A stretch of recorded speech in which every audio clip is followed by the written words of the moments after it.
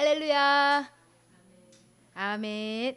자, 너무 반갑습니다. 저희 사순절 맞아서 우리가 가장 정말 1년에 주님의 그 구원의 복음과 그 부활의 그 보혈의 의미를 되새기기에 아주 적합한 이 시기에 우리 목사님께서 또 이렇게 귀한 자리 말씀에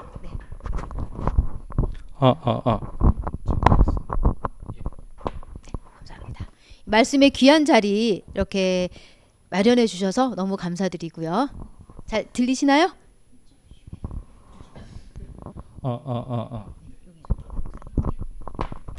감사드리고요. 제가 열심히 그동안 열심히 준비해서 진리의 말씀을 함께 나눌 테니까요. 여러분들 기대하는 마음으로 오셔도 좋습니다.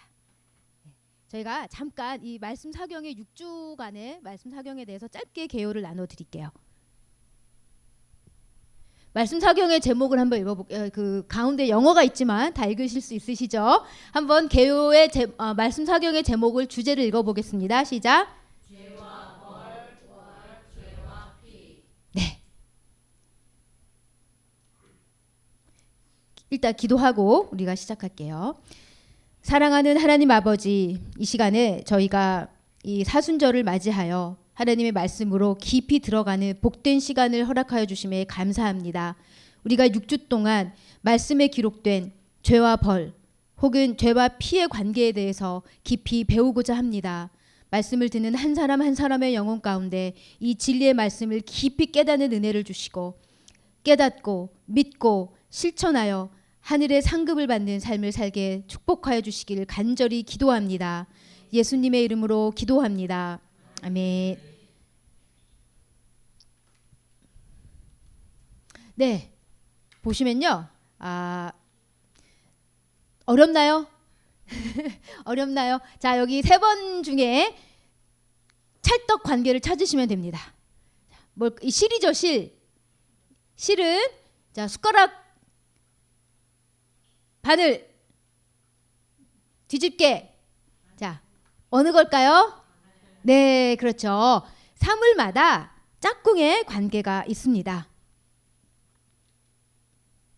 칼도 한번 볼까요? 자, 칼의 짝꿍은 도마, 주전자, 냄비.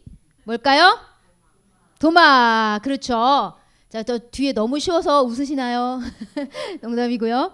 자, 이렇게 우리가 사물마다 각각 관계가 있습니다. 그래서 이것을 우리가 뭐 찰떡 관계, 뭐 궁합 관계, 뭐 이렇게 다양하게 표현을 하죠. 자, 그러면 죄의 짝꿍을 우리가 찾아볼까요? 칭찬, 상, 벌. 네, 그렇죠.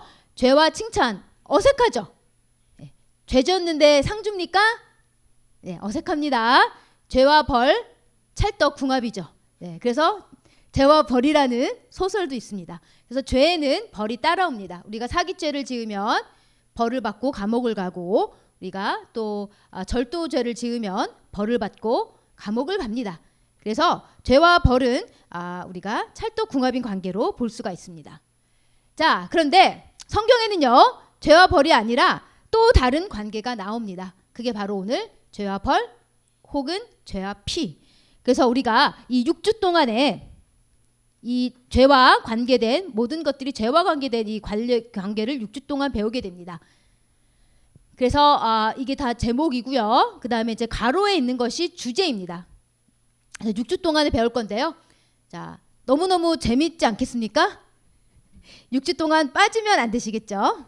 네, 이 6주의 메시지가 다 이렇게 보시면 아시겠지만 다 연결이 되어 있습니다. 그리고 6주라는 시간이 길지 않기 때문에 제가 핵심만을 정말 에센스만을 응축해서 강의를 만들었거든요. 그래서 한 주라도 빠지시면 이렇게 메시지가 연결되는데 조금 어려움이 갭이 크실 거예요. 그래서 6주 동안 사순절 기간이니까요. 저희가 빠지지 않고 다 나오셔서 이 죄와 벌, 죄와 피의 관계를 마스터하는 복된 시간이 되시기를 주님의 이름으로 축원합니다. 혹시 빠져야만 하는 경우가 있을 수 있잖아요. 뭐 다치시거나 아프시거나 그럴 때는 좀 이렇게 녹음을 부탁하셔서 이렇게 저의 아름다운 목소리 또 들으면 치유가 되지 않으시겠습니까? 그렇죠? 그래서 녹음을 좀 성도님들께 부탁하셔서 녹음을 듣고 다음 주에 오시면 연결해서 메시지를 잘 들으실 수 있을 겁니다. 네. 그래서 오늘 제1강 죄와 벌, 성경이 말하는 죄란 무엇인가? 우리가요, 죄라는 말은 굉장히 흔하게 씁니다. 뭐 우리가 뉴스를 보면 범죄자들이 항상 나오고 죄가 항상 우리 주변에 있죠. 그래서 우리가 죄라는 말을 항상 자주 쓰는데, 그런데 이제 그러다 보니까 어떤 문제가 생기나요? 세상이 말하는 죄와 성경이 말하는 죄가 혼동이 됩니다. 특히 이제 아이들은 성경을 잘 안 읽죠. 그렇죠? 뭐 어른도 잘 안 읽나요? 어쨌든 성경을 잘 안 읽기 때문에 성경이 말하는 죄에 대해서는 잘 몰라요. 그런데 이제 세상에서 말하는 죄는 계속 듣잖아요. 그러니까 세상이 말하는 죄는 무엇인지 잘 알게 돼요. 그러니까 나중에 죄라는 말을 들을 때 이게 성경이 말하는 죄인지 세상이 말하는 죄인지 혼동스럽습니다. 그래서 아이들이 죄인이야 라고 말하면 화부터 내는 아이들이 있어요. 내가 왜 죄인이야? 나 정도면 괜찮지. 이렇게 말을 한단 말이죠. 그래서 우리가 먼저 이 죄가 무엇인지를, 성경이 말하는 그 죄가 무엇인지를 알아야만 우리가 이 세상에 내가 죄라는 그 말이 무엇인지 성경을 통해서 분명하게 알 수가 있습니다. 자, 우리가 이 언어가 중요한 게, 이 사랑이라는 말을, 자, 세상에서는 사랑이 어떻게 이해되나요? 굉장히 좀 이렇게 감정적으로 많이 이해가 되죠. 그래서 사랑하면 대부분 드라마나 영화에 나오는 남녀 간의 사랑을 제일 떠올리고, 아니면 부모의 사랑 이제 떠올리죠. 그런데 성경은요, 인간의 언어가 아니라 하늘의 메시지를 담고 있죠. 그런데 기록된 건 인간의 언어로 기록되어 있어요. 그래서 거기서 차이가 나옵니다. 그래서 사랑이라는 단어는 하나님이 성경에 원수를 사랑하라고 하실 때 그 감정에 그 사랑을 하라고 하신 게 아니에요. 사랑이란 단어는, 성경에서 말하는 사랑이란 단어는 감정이 아니라 행동입니다. 우리가 사랑할 수 없는 사람을 품고 섬겨주는 것, 그것이 바로 사랑이거든요. 그런데 우리가 세상의 사랑으로 이해하면 이런 반응이 나온다는 거죠. 원수를 어떻게 좋아해? 싫은 사람을 어떻게 사랑해? 이렇게 된다는 거죠. 그래서 우리가 성경을 읽을 때는요, 여러분들이 항상 나중에 성경을 읽을 때 그 핵심 단어들 있죠? 핵심 단어들은 항상 생각해 보셔야 돼요. 이 단어의 뜻이 내가 세상에서 말하는 단어의 뜻으로 이해하고 있는가, 아니면 성경이 말하는 그 뜻으로 이해하고 있는가. 죄라는 단어도 예외가 아닙니다. 우리가 죄라는 단어를 들을 때 세상의 단어를 떠올리게 되면 우리가 성경 전체를 읽어 내려가는데 굉장한 장애물과 문제들을 계속 만나게 돼요. 그래서 오늘 이 시간 세상이 말하는 죄가 아니라 성경이 말하는 죄의 의미를 해결하고요. 다음에는 죄라는 단어가 나올 때마다 확실하게 성경이 말하는 죄를 혼동하지 않도록 그렇게 할 수 있도록 제가 도와드리겠습니다. 자, 여러분 흔히 죄라고 하면 어떤 이미지가 떠오르시나요? 나쁜 짓, 그쵸? 도덕적으로 이렇게 비난받을 만한 행위, 이런 것들이 죄에 대한 이미지입니다. 그런데 성경에 보세요. 성경에 죄가 최초로 등장하는 장면이 어디죠? 창세기 3장에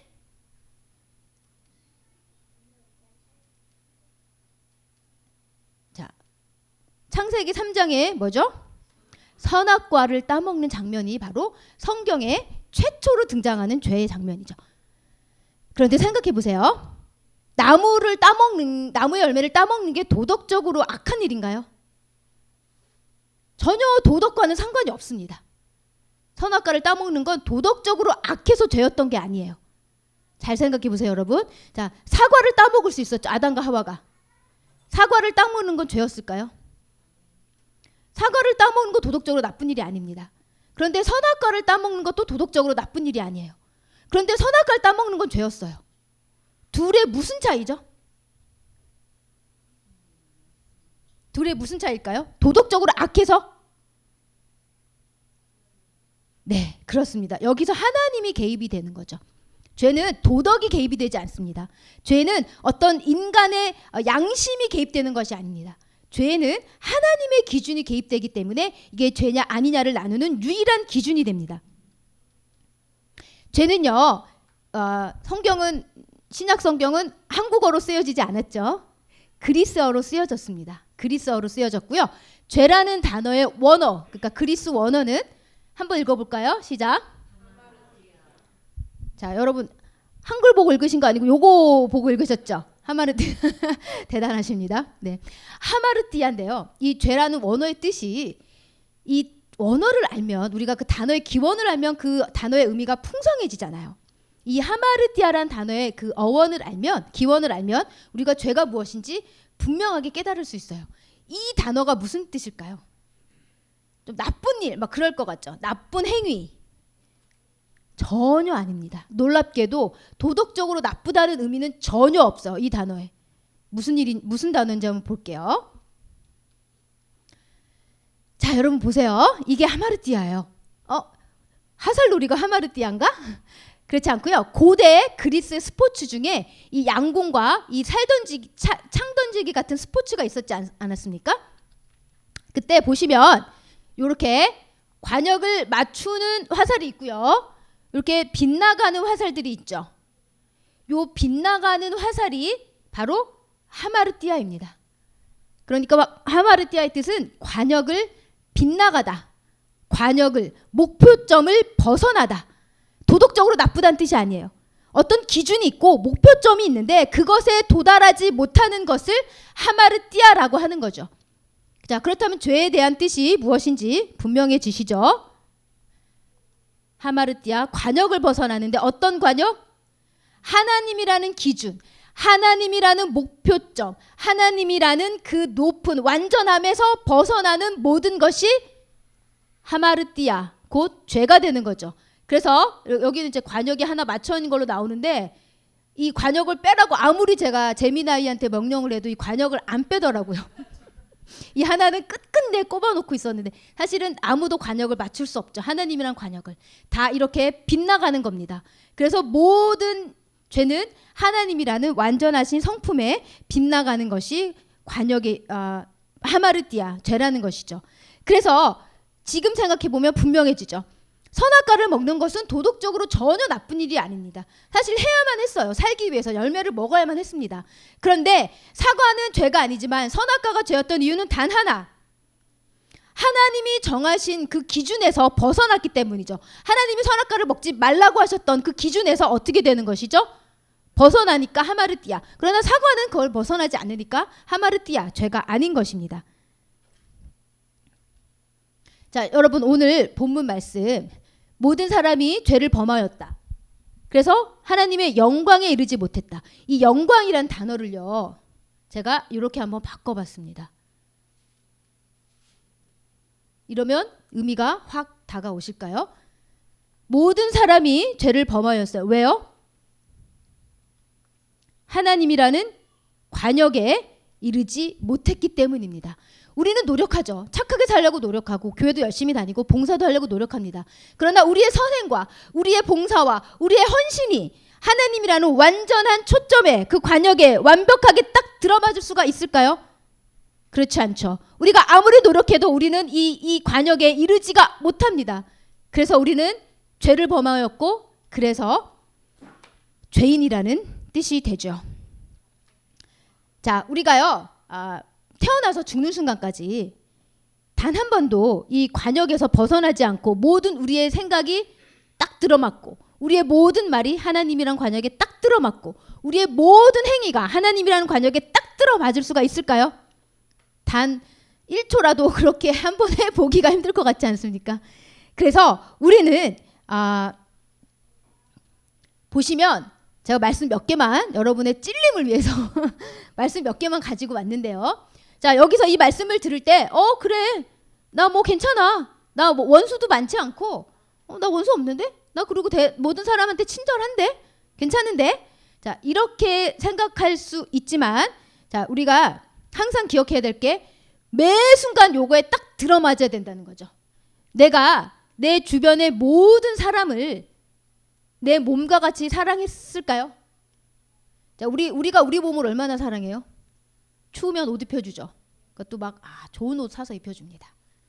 자, 우리 몸이 배고프면 어떤가요? 맛있는 거 먹여주죠. 그러나 우리가 남을 그렇게 내 몸을 돌본 사람, 내 자식 빼고 없죠.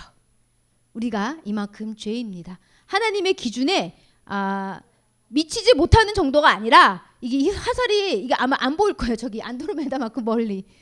우리가 그 수준이고 우리가 이렇게 악한 죄인입니다. 그런데 이제 어떤 사람들이 이렇게 생각해요. 그래, 죄 졌어. 나 완전하지 않아. 근데 나는 그래도 착한 일을 더 많이 했어. 나쁜 일보다. 그러니까 이제 우리 사람들이 어떻게 생각해요? 하나님이 착한 일과 나쁜 일을 이렇게 저울질해서 착한 일이 조금 더 많으면 50.1%고 나쁜 일이 49.9%면 하나님이 착한 일이 더 많으니까 천국에 보내신다. 이렇게 생각하는 사람들이 있더라고요. 그런데요, 여러분, 이게 세상에서는 되게 말이 된다고 생각해요. 착한 일보다 나쁜 일을 착한 일을 더 많이 하면 천국에 간다. 착하게 살면, 그러니까 그게 착하게 살면이라는 뜻이에요. 죄를 하나도 안 짓지만이 아니라 착하게 살면 그나마 비교적으로 착하게 살면 천국 간다. 그런데 맞습니까? 그게 성경적일까요? 읽어볼게요. 시작.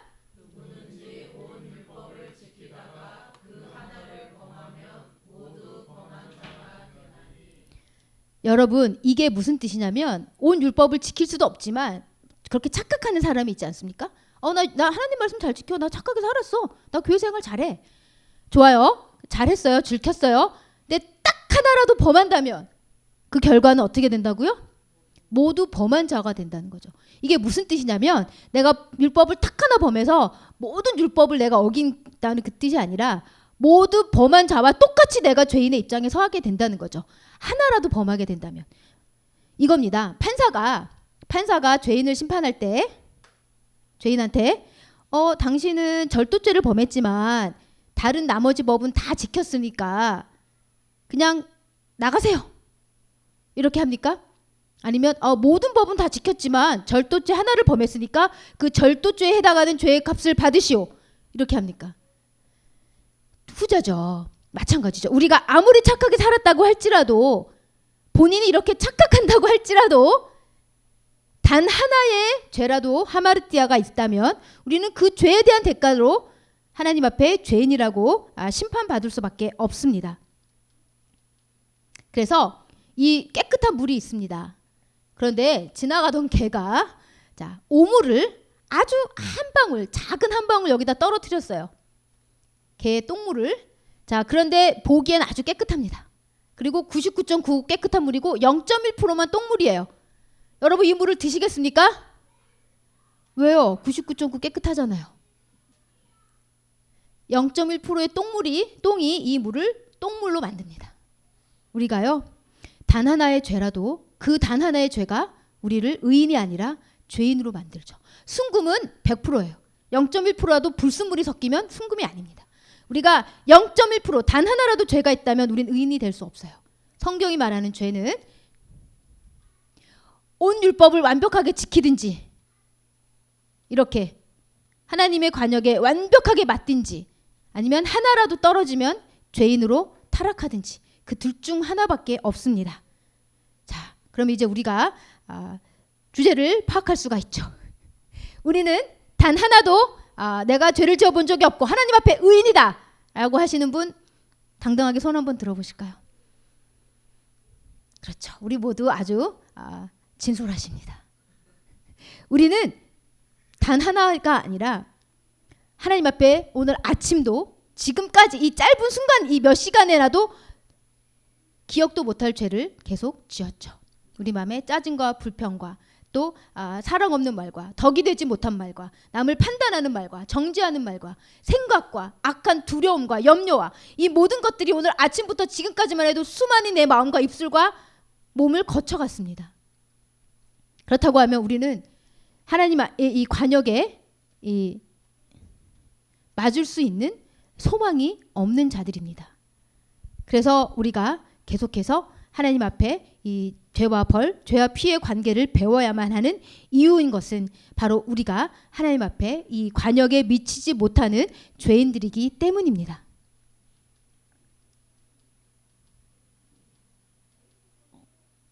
자, 하나님은요 완전하시. 우리가 이렇게 착각하시는 분들이 있으세요. 하나님 사랑의 하나님이시잖아. 그래서 하나님이 어떻게 사람을 지옥에 보내? 그거는 사랑의 하나님의 성품과 합하지 않아. 그거는 모순이야.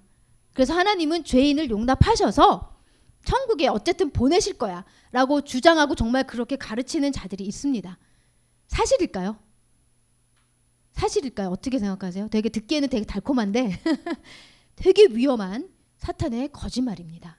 여러분, 왜냐하면 하나님의 사랑은 불의를 눈감아주는 사랑이 아니에요. 여러분, 언젠가부터 불의를 눈감아주고 불의를 타협하는 게 사랑이라는 잘못된 개념이 세상에 번지기 시작했어요. 그래서 동성애도 좋아, 뭐 다 좋아, 이게 사랑이라는 잘못된 개념이 세상에 퍼지다가 이제 교회에도 퍼져서 미국 교회는 심지어 동성행위자들이 목사 안수를 받는 지경까지 지금 이르는 이런 세태가 됐거든요. 그런데 여러분, 성경에서 말하는 하나님의 사랑은 불의와 타협하는 사랑이 아니에요. 여러분, 판사가 죄인의 불의를 저 사람은 다른 법은 다 지켰으니까 이 법도 하나만 눈 감아 줍시다 한다면 어떻게 될까요? 당장 그 자리에서 쫓겨나고 그 판사가 감옥에 가겠죠. 인간 판사도 완전한 공정을 기대된다면 하나님이 불의와 눈 감아주는 하나님을 상상하실 수 있습니까? 하나님의 사랑은 불의와 눈 감아주는 사랑이 아니라 그 불의에서 돌이켜 진리로 인도하는 사랑입니다. 그래서 그것을 사탄이 하나님의 사랑이라는 그럴듯한 말을 가지고 우리의 죄를 가볍게 낮춰보도록, 죄가 마치 아무것도 아닌 양, 그냥 단순한 하찮은 실수, 그냥 눈 감아줄 수 있는 그냥 뭐 컵에 물 쏟은 그런 실수 정도로 취급하도록 사탄이 그렇게 자꾸 이 세상을 하나님의 메시지를 왜곡시키는데요. 하나님은요, 단 하나의 죄와도 타협하지 않으십니다. 하나님의 공의로우심은 완전하신 공의로우심이기 때문에 우리의 어떤 우리가 볼 때는 뭐 그렇게 심각하지 않은 죄라고 할지라도 하나님은 반드시 심판하시고 반드시 그 죄에 대한 값을 물으실 겁니다. 그래서 여러분, 그러한 거짓말에 귀 쫄깃하지 마시고 우리는 반드시 죄를 물으시는 공의의 하나님, 그리고 그 사랑이지만 공의 안에서 하나님의 사랑이 유지된다는 것을 항상 기억해야 하겠습니다. 그래서 우리는 이렇게 생각해요. 100점이 이제 만점 기준이잖아요. 100점이 커트라인이라고 한번 해볼게요. 이게 하나님의 기준이라고 생각해 보겠습니다. 그럼 99점은 좋아요. 30점은 어떻습니까? 많이 차이 나죠. 세상에서는 30점과 99점이 차이가 많습니다. 그러니까 영적인 세계에서도 나는 99점이야. 나는 쟤보다 나. 나는 저 사람보단 낫지. 쟤는 맨날 주일에도 빠지고 11조도 띵겨 먹고 나는 맨날 교회 열심히 나오고 11조도 열심히 하고 기도도 열심히 하고 말씀도 열심히 읽는데 나는 99점이야. 단 1점만 모자르고 저 사람은 70점이나 모자른데 내가 낫지. 하나님이 날 더 기쁘게 받아주실 거야. 나는 겨우 1점만 모자르니까. 자, 이런 생각은 성경적일까요? 자, 커트라인이 100점이면요. 얘도 불합격이고 얘도 불합격이죠. 어떤 회사에서 이 99점은 상을 줍니까? 불합격이지만 99점이니까 상을 드리겠습니까? 하나요? 아니면 똑같이 불합격인가요? 우리가 하나님의 기준에 이르지 못하는 것은 99점이나 30점이나 똑같습니다. 그래서 여러분, 우리가 자기 의를 가질 필요가 없는 게요. 우리가 물론 다른 사람보다 나을 수 있겠죠. 우리가 살인범보다 나을 수 있고 절도범보다 나을 수 있겠죠. 그러나 우리가 그것을 비교하는 것이 아니라 하나님 앞에 절대적인 하나님의 기준에서 모자른 것은 그나저나 죄에 대한 심판을 받는 것은 똑같다는 사실이에요. 여러분, 비행기 타고 올라가 보세요. 우리 여기선 지금 63빌딩 롯데타워 엄청 크죠. 그런데 비행기 타고 올라가면 어떻습니까? 롯데타워나 저기 63빌딩이나 쓰러져가는 우리 집이나 다 똑같죠. 조금만 더 올라가면 다 안 보이는 건 마찬가지입니다. 거룩하신 하나님, 지존하신 하나님, 완전하신 하나님 앞에서 인간이 네가 낫네 내가 낫네, 그게 하나님의 의미가 있을까요? 우리가 모든 관역에 미치지 못하는 하나님 앞에 자격 없는 죄인이라를 깨닫는 은혜를 주실 때 우리가 자의에서 벗어나서 또 비교 의식에서 벗어나서 하나님 앞에 나를 똑바로 보고 나의 위치를, 나의 상태를 분명히 파악할 수가 있습니다. 읽어보겠습니다. 시작. 성경은 모든 사람이 죄인이라고 분명하게 선포하십니다. 하나도 없다는 말은 무엇입니까? 예외 없이 모두가 죄인이라는 뜻이고 나도 역시 예외가 아니라는 뜻이죠. 이 세상에 존재하는 모든 사람들을 향해 하나님이 이미 유죄라고 선포하신 것입니다. 내가 태어나기도 전에 하나님이 어떻게 하셨을까요? 로마서가 기록된 건 2000년 전인데 우리가 태어나기도 전에 하나도 의인이 아니라는 것을 하나님이 어떻게 하셨을까요?